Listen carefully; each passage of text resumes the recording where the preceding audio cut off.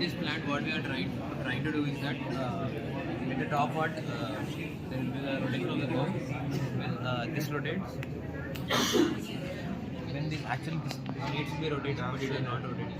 But when this top axle part rotates, then the rotation gets sent to the bottom part where there is a circular mechanism attached to the axis in a stiff way. And when the top part I don't know why this is not rotating, because when we have done just this part, this two and this part, then it was rotating. But when we attach the remaining piston mechanism and everything, it stopped the rotation part. But the thing is, like, when it rotates, this circular part also rotates. When the rotation starts, the thing is that it moves in a circular fashion in this way. And during this process, as you can see, the pistons get to move in either sides, and when one is pumping, the other gets to pump out the air, and one gets to pump in the air. So this is pumping out the air while this is pumping in the air. So this is what is happening in the system. And when the air is sent through this inlet valve and sent out through this pressurized valve, and then from this outlet we are sending it to the vortex tube, wherein the vortex tube divides the pressurized air into hot air and cool air.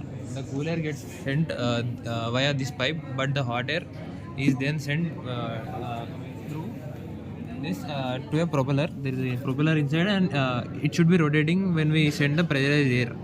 And moreover, we are also sending the other part directly, the compressed air without the vortex mechanism, directly sending it to the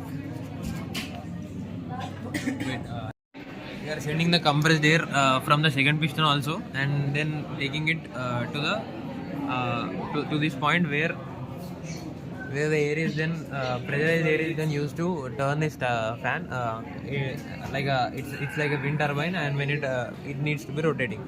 The top one is for the froth, and the bottom one is for the mixture of the solid state and liquid state materials. So this is how the system looks. But the main problem that we are looking at is the top part that is not working, because no matter how much force we put into, really hardly, it is not rotating. And one more thing that is happening is that coming at this part, it is a circular part, it is a spock and yoke mechanism. It is circular disc connected to this part where the circular motion is converted to linear motion. And when we are doing the linear thing,